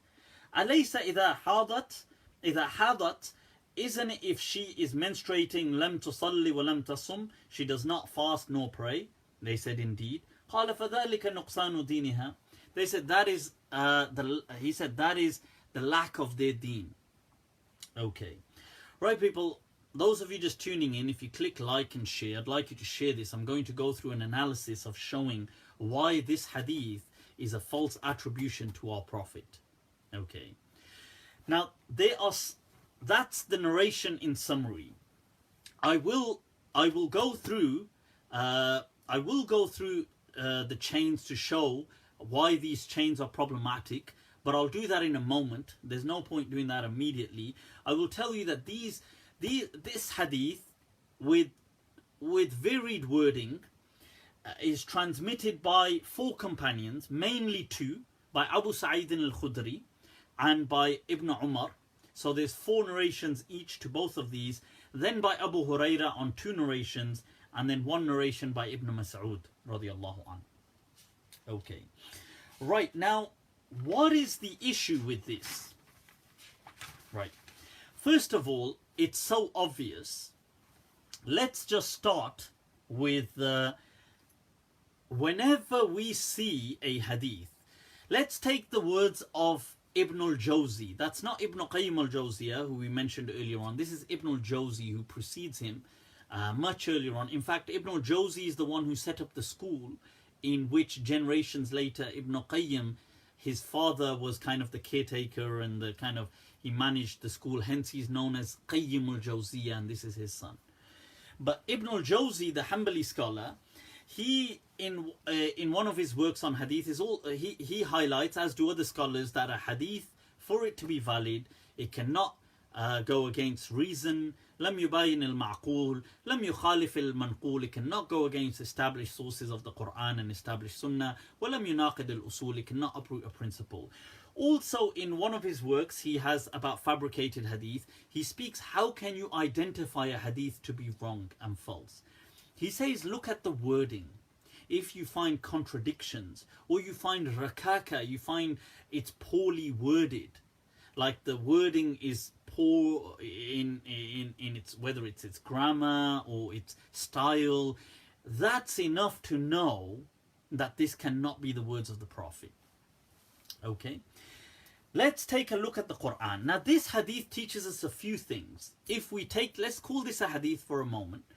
this teaches us a few things. One, it teaches us that women are supposed to be the majority inhabitants of the hellfire. Let's look at the Quran. There is nothing, not only is there nothing in the Quran that supports that view, but actually the Quran outright contradicts that view. The Quran speaks on all occasions to Bani Adam. Ya ayyuhan nas, O the children of Adam, O mankind. In fact, mainly placing an emphasis always, just by the nature of its language, on the male listeners. Now it does include females, but it never ever leans in towards the females. And if ever, it's either gender neutral or it's kind of inclining towards males and speaking about people and the afterlife and people and damnation. It never makes gender differentiation ever in the Quran. Right? So this seems to be a new principle which is going up against the Quran to start off with. Okay. The other thing is, this seems to show that women have an inherent deficiency. Okay. This hadith it's apparently showing that. Once again, when you look at the Quran shows that humans as a whole are kind of like deficient creatures. Like خُلِقَ الْإِنسَانُ ضَعِيفًا. Insan has been created weak. Allah does not say women have been created weak. He says insan has been created weak. On all the occasions, Allah shows insan to be somebody that is forgetful, that is ghafil, that is, they're distracted, or they kind of like ungrateful, they turn away, they don't listen. Insan. Right? Beginning that this is the progeny of Adam, that وَلَقَدْ عَهِدْنَا إِلَىٰ Adam, that we had this covenant with Adam, فَلَمْ نَجِدْ لَهُ عَزْمًا, and we did not find him to be of resolute determination. And that's Adam. And then this is his offspring, alayhi salam. And so that's the Quran clearly gives a different picture altogether. There's no such thing about the Quran trying to make gender differentiation at all. At all. In terms of the fire of hell and stuff like this, at all. Or that insan has been created weak, but women are weaker. It doesn't create, and I'm not talking about a physical kind of weakness, I'm talking about a kind of capacity. Okay. Now you look at the sunnah, okay, of the Messenger of Allah sallallahu alaihi wasallam. Let's analyze this particular hadith. So this hadith is saying that the whole purpose of this hadith is that the Prophet wants the women to give charity. Tasaddaqna. He wants them to give charity on the day of Eid, but he begins by trying to say, you will be the most of the inhabitants of the fire of hell. Right? So the question is like, well, why would the Prophet, first of all, as a tiny question, why would the Prophet on such a joyous occasion bring up something like this? Like, it's a joyous occasion, it's Eid, let's say, and the Prophet begins by trying to say to the women, do you know, most of you are going to end up in hell. And the interesting thing is he's addressing them. Okay. Now, let's take a look at some of the things that are mentioned in this text that are contradictory. Ittirab, what the muhaddithin call turbulence in what's being transmitted. The turbulence, first of all, begins with when did this take place? Now you may say, well, what's so interesting about that, Mufti? Well, it is interesting. In some narrations, like Abu Hurairah, it mentions this was just a khutbah. This was just a khutbah to people in general. In most narrations, it mentions the wording, it was Adha or Fitr, either one of the two Eids. Either Adha, big Eid, if we can call it big Eid, Eid al-Adha, or Eid al-Fitr. Now you think, well, what's the big deal? You can mix up an Eid. Eid, Alhamdulillah. Aha. But there's a big problem here. A little, like something to focus in on. You see, Eid al-Fitr had began since like maybe the second year of Hijri coming up, every year Muslims were celebrating Eid al-Fitr after Ramadan. Eid al-Adha, the Prophet only celebrated once after the Hajj. His final khutbah of farewell, his sermon where he bid people kind of farewell. That was such a phenomenal event that took place outside at the end of Hajj, not in Medina, at the end of Hajj. For the companion to be mixing these two up is not like a small event. It's not like for us. Like I think back and I think, which Eid was it? Both Eids. Was it this Eid or that Eid? No, because Eid al-Adha with the Prophet occurred once and it was a spectacular. It was a huge event. It wasn't just something like an Eid in Medina that they were having all the time. This was a huge, spectacular event. And the person narrating keeps saying, I can't even remember which one it was. So some turbulence. Let's move on. More turbulence.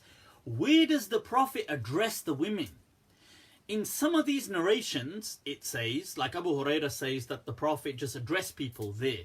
He addressed men and women, but only speaking to the women. In the other narrations, like you will see Ibn Mas'ud, you will see Abu Sa'id al-Khudri's, the Prophet walked off and he went to the women area where women were gathered. And there he addressed them.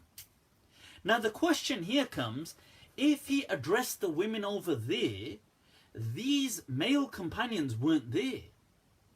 So who's telling them that he said this? It has to have been one of the women. Because they didn't follow the Prophet around. And what's interesting is there is a narration that Bilal, actually the Prophet in one narration leaned in on Bilal and he asked the women to give charity, and that has no mention of any of this kind of stuff in it. It's just the Prophet encouraging them to give charity. So, okay, so now the location, like as in the Prophet going to where the women were seated and addressing them privately. But then none of these male companions like Abu Hurairah or Abu Sa'id al-Khudri were actually there. So they're hearing this from somebody who we don't know who that somebody is. So this is, and how do we know whether that somebody misinterpreted, okay, or misrelayed something? So that's one point.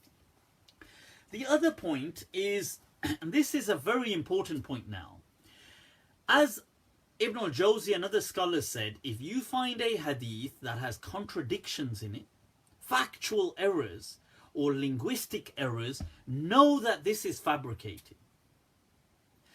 Now, take a look at this hadith. This hadith actually contains factual errors. Right? So take a look at this. In this hadith, the Prophet says to the women, you will be the majority of the inhabitants of the hellfire. So they ask the Prophet, Bima, why? And in several narrations he says, li, because. And in others he answers. In all of them pretty much he answers by giving the justification. So he's answering their question, why are we the greater inhabitants of the hellfire? I've already read the hadith. Somebody's asking, can we hear the hadith? I've already read it. So they say in several of these narrations, so for example, they will say, Bima, he says, فَإِنِّي رَأَيْتُكُنَّ أَكْثَرَ أَهْلِ النَّارِ, I've seen you as the majority inhabitants of the hellfire. They say, why is that? And in some narrations, so you will see that in Tirmidhi, لِكَثْرَةِ لَعْنِكُنَّ, because of your excessive swearing. وَكُفْرِكُنَّ الْعَشِيرِ. Okay, or in all the other narrations in Bukhari, in Muslim, تُكْثِرْنَ اللَّعْنِ, because you excessively swear. وَتَكْفُرْنَ الْعَشِيرِ, and you are ungrateful to your husband or your provider. Now, and this is the same theme in all of them. Now the question here is, that's actually a factual error. That's actually a factual error. I want us to pause here. Because right throughout, cross-culturally, throughout history, to our modern age, men, by and large, outperform women in swearing. Men have always sworn much more than women, and they continue to do so. In fact, and this is cross-cultural, that people, it's not ladylike to use bad language. Even in this modern age, I mean, you could say, well, women today swear. They do swear. Women have always sworn as well. But it is unquestionable in any culture that men always outperform women in swearing. Right? So this is one important point, that this is actually a factual error. That they tukthirna la'an, because you swear excessively. But that's not true. That men swear much more than women do. And if you're going to be honest, swearing per se is not haram. La'na, cursing per se, is not haram. I mean, there may be a difference of opinion, but generally cursing is not haram. It is swearing at people that is haram. So when you say to people, you know, you so and so, that causes harm and abuse, and that is haram. Just cursing is not haram per se, because even in the hadith, several hadith, the Prophet will say, La'an Allah, may Allah curse so and so, may Allah curse so and so. The companions all the time used curses in the hadith. You read the curse, may your mother be bereft of you, may you become an orphan, may you get a disease. These were the kind of curses in many of the swears, in many of the hadith of the companions and stuff like this. So then one could argue that most of the wars throughout human history have been caused by men. That is unquestionable. Now you could say women have played a role in that, but generally it is always men. Now, is killing not worse than swearing? Is killing not? Yet Allah described, the Quran describes murder as the highest of crimes. And yet the majority of the inhabitants of the hellfire are therefore swearing, which, by the way, they don't outdo their counterparts in. So that's right. So that is a contradiction. So it is not true that the women of Arabia swore more than men. That is not true. Women cross-culturally. You can check out sociological studies. Women do swear, but men outperform women in swearing cross-culturally, generally across the board. So that is a factual error in that hadith. Hence Qadi Iyad and all these scholars had to ignore this, because they even felt,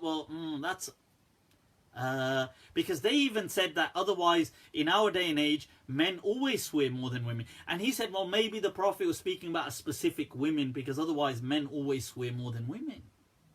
So, you know, scholars had already highlighted this. The other thing is takfurna al-ashir, that you are ungrateful to your husband. Now let's be honest, everybody is ungrateful. Men and women are ungrateful. Allah says in the Quran that innal insana ladhalumun kaffar, that insan is indeed excessively ungrateful. Right? So somebody said here, this is not about swearing, this is about cursing. Cursing is swearing. There is no difference really. I know religious people tend to think there's a difference, but some religious people, but there isn't. It's just that over time, curses turned from kind of plagues, diseases, to sexual kind of swears. And this is more in the latter centuries. It really is based on taboos. Whatever is the taboo of a generation, that's what becomes the swear. So cursing is really swearing. And the Prophet ﷺ, when he was talking about cursing, he was talking about this, like, God damn you, God damn you, God damn you. God damn you was their version of swearing. And the swears in the past were not sexual, because sex was not really a taboo in the past. It actually, ironically, became more of a taboo with the Victorian age. So in the past, disease, famine, all of these things were a taboo. So people would wish them on each other as a curse to kind of harm each other. But not as an actual, it's not that they said, you know, oh, like I'm praying to God, may God, that kind of stuff happens as well. But this was just la'an. Right, so that's the first error, and the second error is about being ungrateful, and men and women are equal in being ungrateful. The next issue, the contradiction, is the Prophet says, oh, allegedly, by the way, one of the narrations you see in Ibn Hibban, I believe it's in Ibn Hibban, where Ibn Mas'ud, actually, he's the one who says naqisatu aql, that women lack intellect, and not the Prophet. So there's some narratorial variations as well. Now, in these hadith, allegedly the Prophet is saying women, they lack intellect, yet they can easily distract a very determined man. Okay, so one question is, do they distract them just by being clever, or is this? But people might say, oh well, this is their beauty. Okay, so their beauty just distracts a man, no matter how resolute a man is. But then, how does that tie in with them actually lacking intellect? But let's go on. Let's not stop there. They ask the Prophet in this hadith that what is it that we lack intellect with, and what is it that we lack our faith in? So the Prophet allegedly answers them. He says that alaysa shahadatu ihdakun, isn't the testimony of one of you equal to half of that of a man? And they say yes. He says, well, that's your intellect. And in another hadith, and in the other part, he says, do you not refrain from praying when you're menstruating? And say yes. They say, well, that's the lack of your faith. Well, the irony here is that these rules have come to them from the religion. So that's absurd. Like the religion, on one hand, when you look in Sahih Bukhari, the Prophet says, oh, the menstruation is something, it's innama dhaka shay'un katabahu Allah ala banati Adam. You know, this is something that Allah has, it's a law of nature that Allah has set for females. It's nothing, like he tells them in a way that this is nothing to kind of think bad about menstruation. So if this is something natural, how can the religion be kind of like, well, kind of period shaming them for it? Like it's saying on one hand, you see, because that's a contradiction. Like I can't say to, like if I say to you, like imagine I've got a group of people and I say, okay, well, we're going to go out now, and I tell you what, you stay here, and I select one of them to stay here, and he says, okay. And then I say, oh, well, didn't you stay here? Well, that just shows that you're dumb. And the person will say, well, but you told me to stay here. So on one hand, we're saying that Allah and His Messenger are saying, oh, you're not allowed to, don't pray or don't fast. This is a dispensation for you. It's like, you get this off. Take it as a token of charity. So they say, all right, thanks, much appreciated. And then you say, well, now you lack faith. Well, then just tell them to pray then. They would just pray if you told them to pray. Like you can't, you see, that's an absurd kind of equation. You can't do something like that. I can't say, well, don't do this, and now that I told you to don't do it, you refrain, and then I kind of shame you for it. You know, like, you're so incapable, you don't even do that. Well, I don't do that because you asked me not to do it. So once again, another mockery, which is ridiculing the religion. And this is ridiculing Allah. The other thing is that, look, let's take a look at this. These hadith are, the message of these hadith are that women, they lack intellect to, and they lack faith to be able to perform these extra prayers. Let's just for a moment, just ride with that hypothetically. Let's just ride with that for a moment.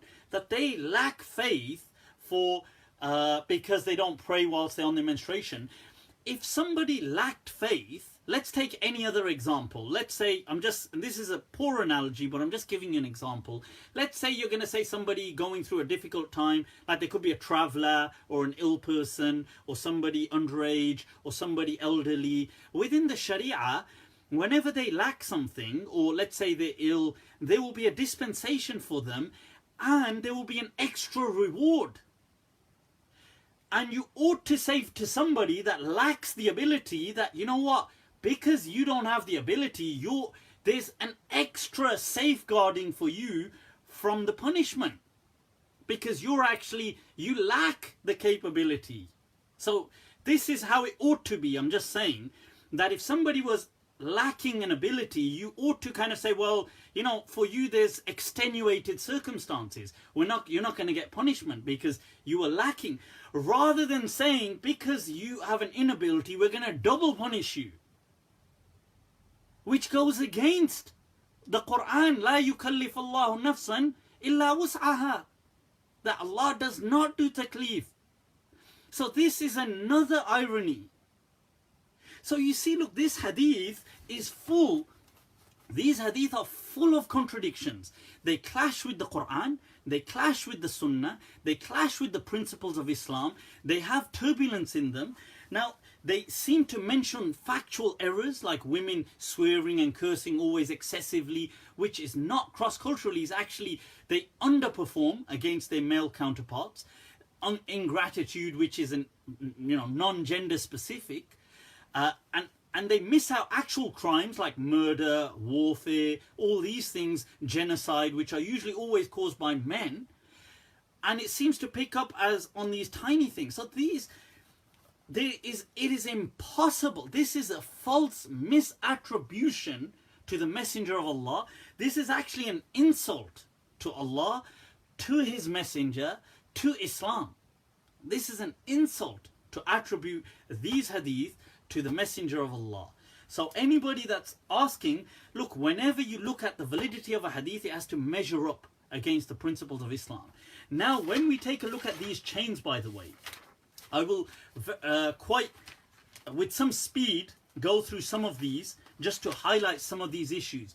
So in Bukhari, this chain comes through Sa'id ibn Abi Maryam, through Muhammad ibn Ja'far, through Zayd ibn Aslam, through Iyad ibn Abdullah, from from Abu Sa'id al-Khudri. Now, you will see in this chain, right, first of all, there's already one issue I just want to highlight, because this is Bukhari. I'll just kind of highlight this, give a bit of emphasis. Why is it that here it doesn't mention Haddathana? That Sa'id ibn Abi Maryam is saying, I heard. Although in some narrations, he says I heard, but without a complete hadith from this teacher of his, from Muhammad ibn Ja'far. Here he says, Akhbarana, which is a term used loosely when you may have read it from a book. So that's one layer of uncertainty. Al-Dhahabi says about Sa'id ibn Abi Maryam that in his hadith you find gharaib, you find strange things transmitted. Although Dhahabi tries to justify it by saying maybe he's got so much encyclopedic knowledge, but still that's a problem. You know, I find that as a huge kind of problem. And you see another issue here, Zayd ibn Aslam. Now, he's generally a reliable scholar. Nobody's doubting that. He's the son of Aslam, who was the freed slave of Umar ibn al-Khattab radiallahu an. But the interesting thing is he has on some occasions done tadlis. And at least one occasion he's known to have done tadlis from Ibn Umar. That's been highlighted by Ibn Abdul Bar. It's been picked up by Ibn Hajar. And people may say, well, he only did it as a one-off. But still, here he's doing anana. That's problematic. The next narrator is Iyad ibn Abdullah.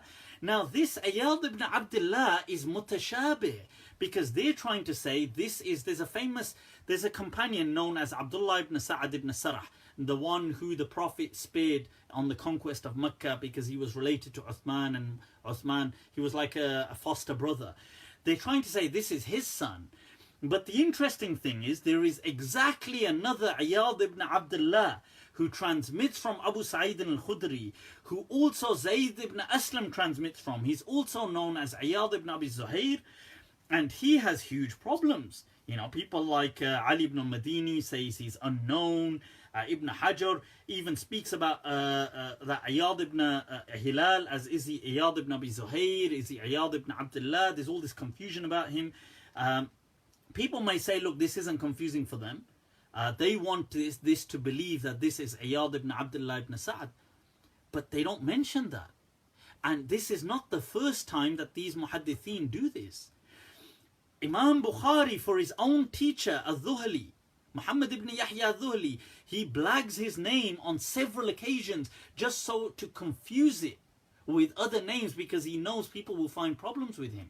And he's done it with at least one or two other rawis as well. This is not me. Dhahabi says this, that does he transmit from his teacher who's blacklisted. He says he does it in over 30 occasions by doing tadlis, by using his grandfather's name. So because he's got other teachers by that name, so you get confused. So to me, this chain, it's problematic. You see, the other chain in Bukhari is exactly the same. Iyad ibn Abdullah, you've got Iyad ibn Abdullah once again, who's a problem. In Sahih Muslim, we've got Muhammad ibn Rumah, the Egyptian, who says, I heard Akhbarana Layth from Ibn al-Had, from Abdullah ibn Dinar, from Abdullah ibn Umar, from the Messenger of Allah. Now, the question here is Muhammad ibn Rumah, he's somebody who Bukhari left out as a narrator. And the question is why? Because he's somebody Abu Dawood said, even though Abu Dawood said, look, I'm going to respect him as trustworthy, but he said, I never took a single hadith from him. And here he doesn't even say, I heard. He says, Akhbarana.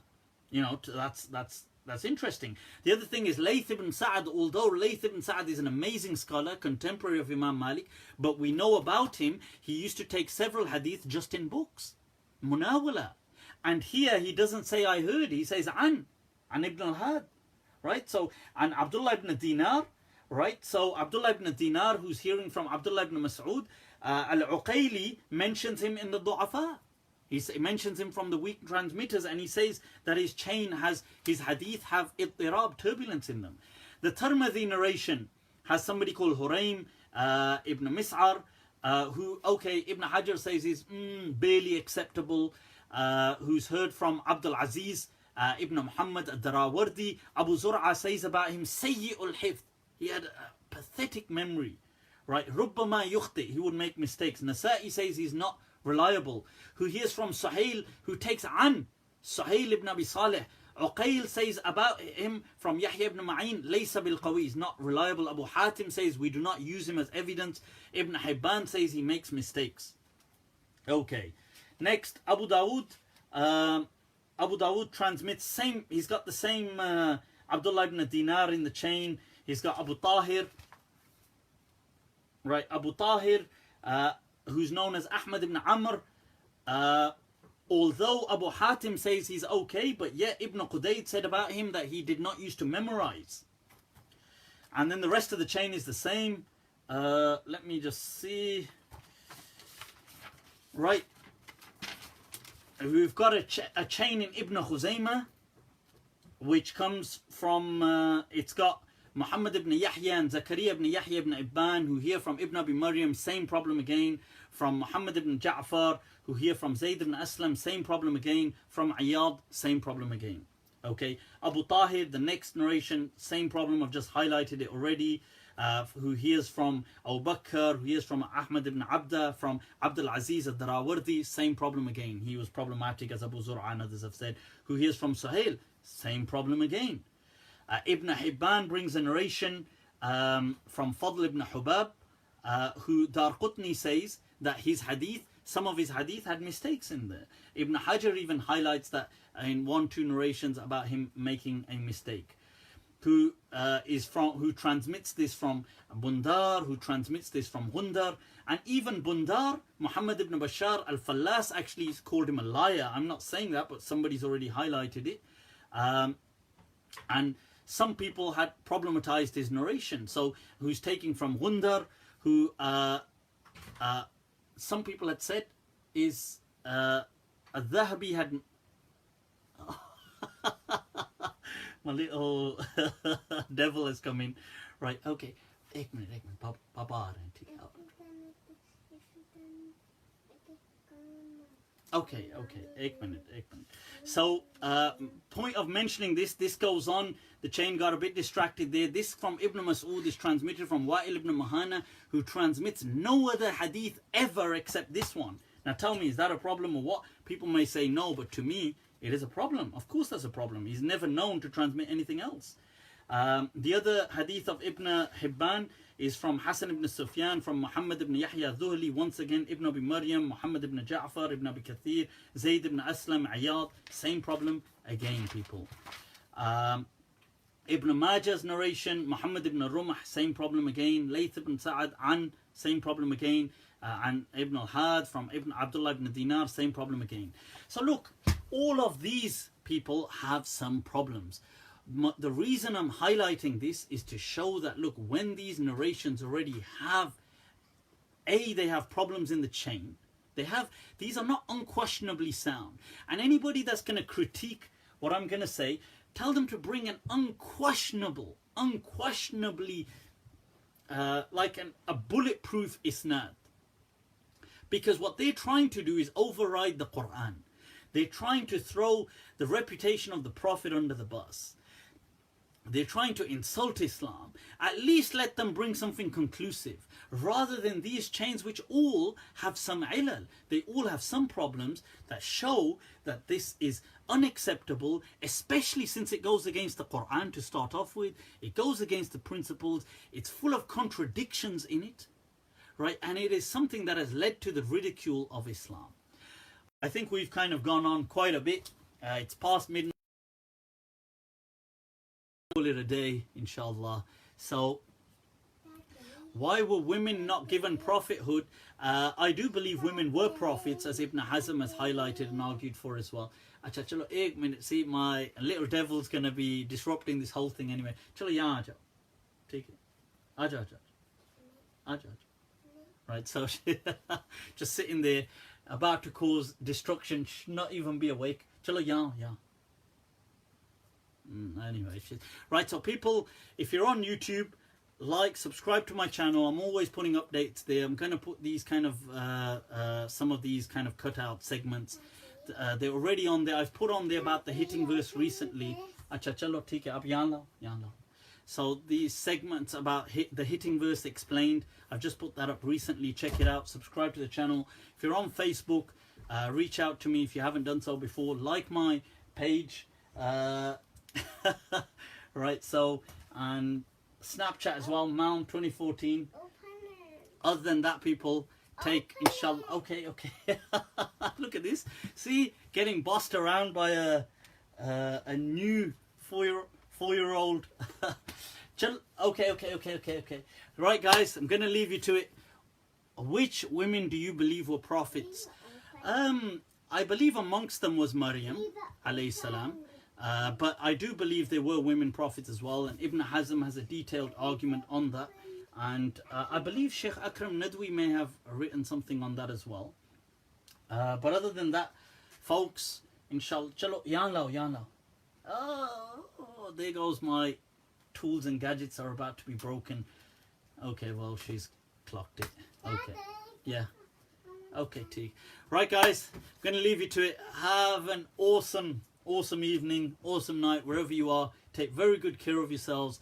We'll catch up, inshallah, next week. I hope this has been of some benefit. Like, share, spread the love, people. Spread the peace and this message of Islam as it ought to be, one of compassion and tolerance.